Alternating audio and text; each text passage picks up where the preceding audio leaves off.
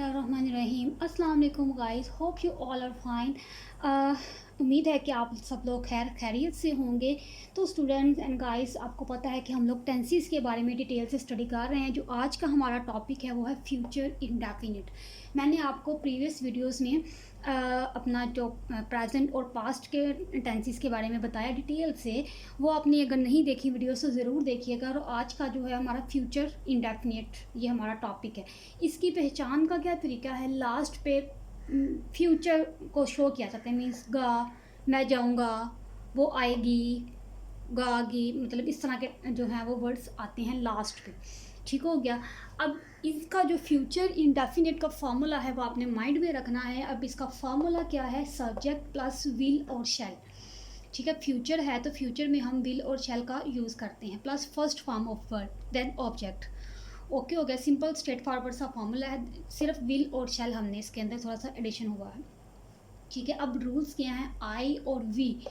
आई और वी के साथ हम लोग शैल लगाते हैं। सिर्फ ये दो वर्ड्स हैं, इनके साथ हम शैल लगाते हैं। बाकी सब they, you, he, she, it etcetera जितने भी बाकी वर्ड्स हैं उनके साथ हम विल लगाते हैं। ठीक है, लेकिन यहाँ पे एक कन्फ्यूजन है। वो क्या है कि अगर आई और वी के साथ तो हमने शैल लगाया, बाकियों के साथ हमने विल लगाया, लेकिन अगर टेंसेस में पुख्ता इरादा या हुक्म दिया जाए या बात पर जोर दिया जाए, ठीक है, तो फिर हम ये सिचुएशन रिवर्स कर देते हैं। ठीक है, अगर अगर पुख्ता इरादा या बात पे जोर दिया जाए तो फिर हम आई और बी के साथ विल लगाएंगे, शैल नहीं लगाएंगे। ठीक है, फिर हम क्या लगाएंगे, इनके साथ हम विल लगा देंगे और इसके साथ हम फिर शैल लगाएंगे। ठीक है जी, लेकिन स्ट्रेट फॉरवर्ड सा फार्मूला यही है। लेकिन अगर फिर से रिपीट कर रही हूँ, बात पे जोर दिया जाए या कोई हुक्म दिया जाए या पुख्ता इरादा किया जाए तो फिर हम ये सिचुएशन जो है वो चेंज करते हैं। आई और वी के साथ विल लग जाएगा और बाकियों के साथ शैल लग जाएगा।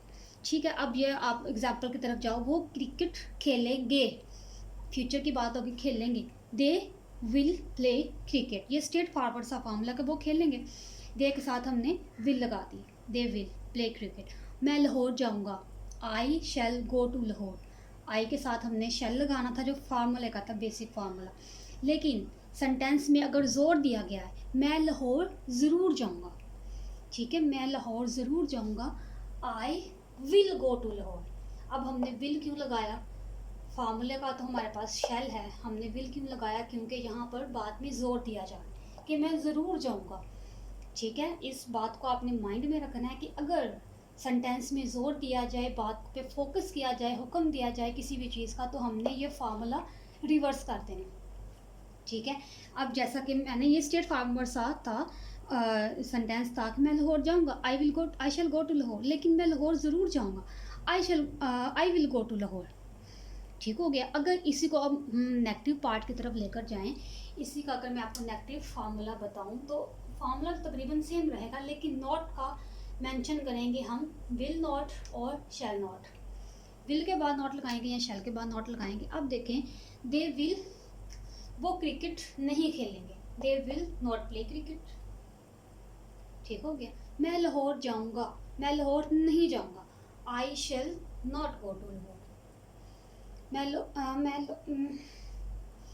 यहाँ पे भी आई विल नॉट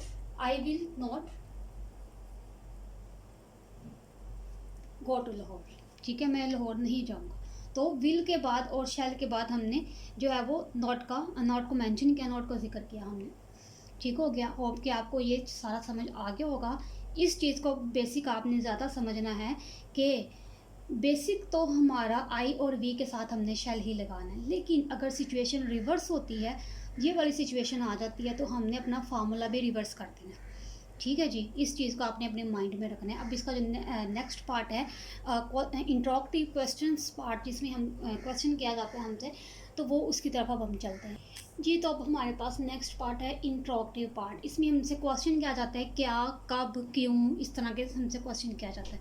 ठीक है, और ये मैं बात आपको काफ़ी दफ़ा बता चुकी हूँ कि जो हेल्पिंग वर्ब्स होते हैं इंट्रोगेटिव पार्ट के, वो किसी भी टेंस के हों वो स्टार्ट पे आ जाते हैं। ठीक है, अब विल और शैल यहाँ का हेल्पिंग वर्ब था, तो हमने विल और शैल स्टार्ट पे ले आया, then subject, then first form, then object. Simple straightforward सा फार्मूला।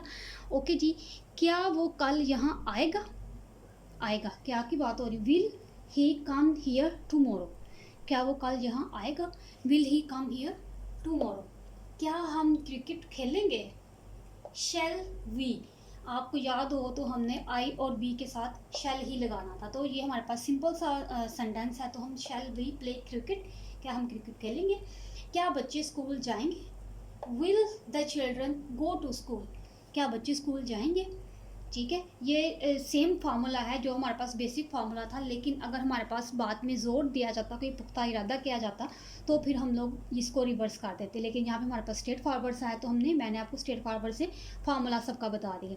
ठीक है, अब इसको इसी टेंस के अंदर हम अगर नेगेटिव को भी लेकर जाएं तो क्या होगा, विल के बाद, विल और शैल के बाद सब्जेक्ट, देन हम नॉट लगाएंगे, सब्जेक्ट के बाद not, will he not come here tomorrow, क्या वो कल यहाँ नहीं आएगा, will he not come here tomorrow, क्या हम क्रिकेट नहीं खेलेंगे, shall we not play cricket, क्या हम क्रिकेट नहीं खेलेंगे, क्या बच्चे स्कूल नहीं जाएंगे, यहाँ पे भी हम अगर नहीं का करते जाएं, will the children not go to school, क्या बच्चे स्कूल नहीं जाएंगे। ठीक हो गया जी। फ्यूचर इंडेफिनिट का मैंने आपको simple, negative, interrogative, then interrogative plus negative का सारा फार्मूला आपको बता दिया। उम्मीद है कि आपको समझ आई होगी, कोई भी कन्फ्यूजन हो तो मुझे आप ज़रूर बताया करें, इंशाल्लाह मैं आपको उसका रिप्लाई ज़रूर करूँगी। तो अगर इसकी समझ नहीं आई तो मुझे आप कमेंट सेक्शन में ज़रूर बताएं।